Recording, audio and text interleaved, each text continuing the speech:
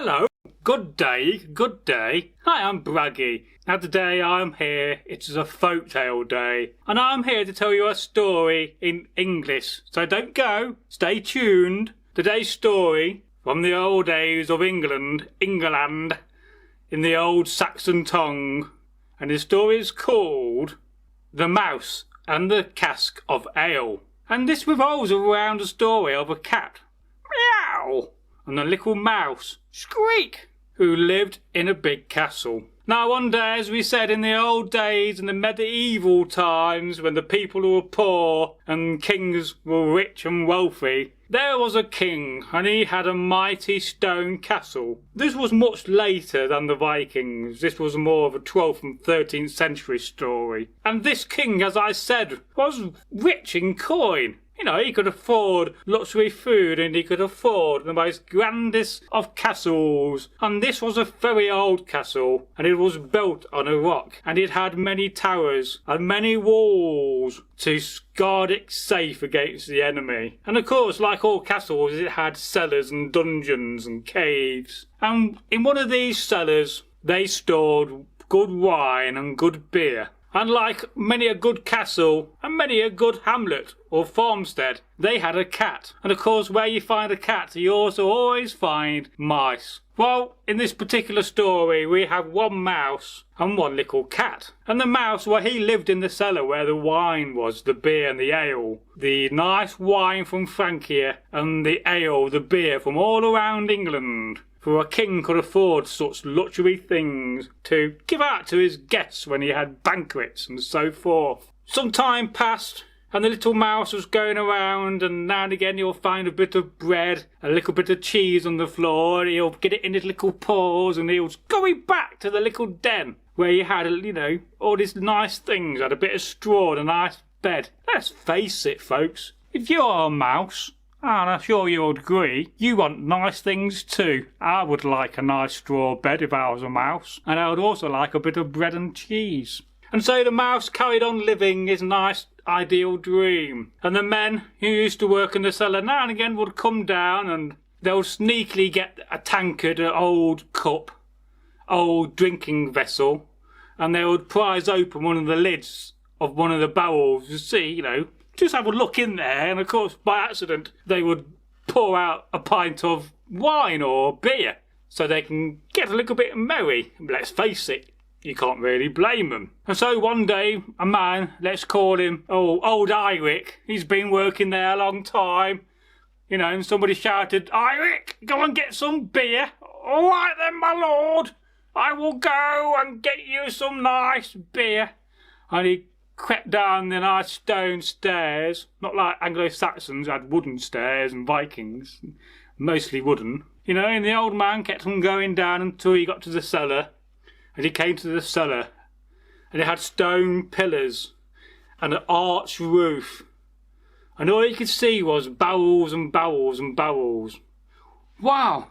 Some people said that there must have been like 100 barrels of beer in there, and 100 barrels of wine. Some going back tens and tens of years. That is the kind of place I'd like to work at. And so he prized off the lid, and he got a beer for the Lord, and he had one himself. He was old, you know, poor old Eirik, you know, gone past those days of carrying an axe. Now he wants to carry a nice jug of mead or beer. He had one himself and carried it up to the Lord, but he forgot to put the lid back on. And now the mouse, he saw this. He was sitting in the corner, wondering, I wonder where that big nasty cat is.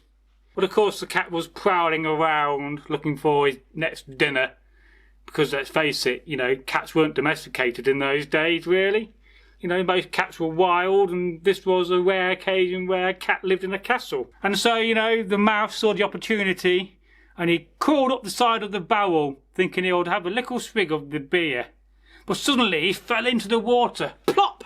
Beer splashed in a little minute way everywhere, and then suddenly the mouse was treading ale and worrying about his future. I mean, imagine it, there you are working in a big brewery and you fall into a massive vat of beer. Don't know why I keep doing this, I'm not a mouse. And you know, you would try to swim to get out of it, wouldn't you? And so there the mouse was crawling away, trying to crawl up the side. He couldn't get up. The mouse was in trouble. In fact, it was a dangerous situation for the mouse to be in. You could say it was a danger mouse. Squeak. And so something strange happened.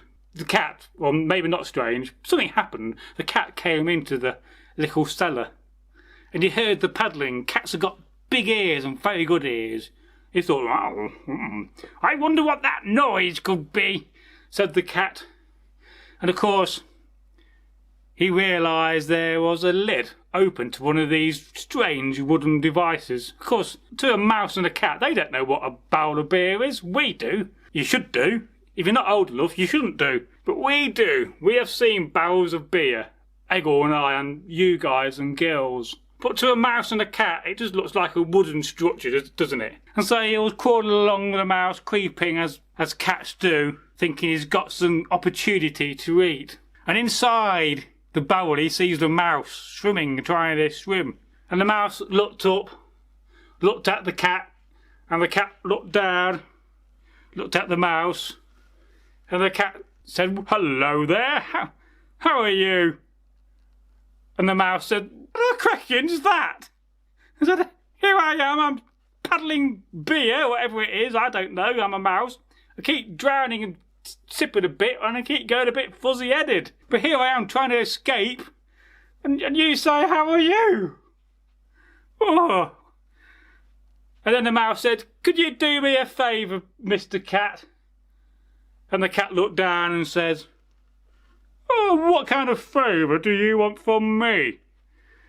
And the little mouse, squeak, he said, if you put your tail into this liquidy drink, I could climb up.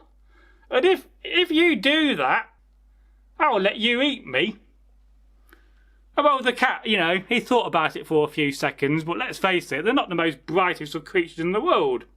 You know, in his little mind was going off birds and mice and free dinner. And so he said, all right then, I will put my tail down as long as you promise I can eat you for my tea. Yum, yum, yum. I'm nice and filled up. And so the cat put the tail, his tail, not any random tail, his tail, a bit like a story, but not, into the beer. And the mouse crawled up. And just suddenly, you know, the cat was about to turn round and get his paws on a free mouse for dinner. The mouse ran off. Run, run, run, run, run, run. He ran fast as he could with his little two legs and his little two back legs. And he managed to get to his hole and he put his arm against the doorway, thinking, oh, blimey, governor, that was a close shave. And then the cat looked down and said, oi, you broke your promise. You said if I helped you out of this wooden barrel, you let me eat you. And then the little mouse looked up when he squeaked out, well, have you not heard that you should never listen to anybody that's in drink? The moral and the put of the story, to not listen to those that are in drink. So I do hope you like this story, and it's a goodbye for me. Leave a comment and give us a like. And if you're new, consider subscribing to Northworthy Sagas and Stories. Oh yes, I'm in my blue hat, and I'm now going goodbye. We're going this way or that way? I don't know. It's my lovely cloak, one of my favourites.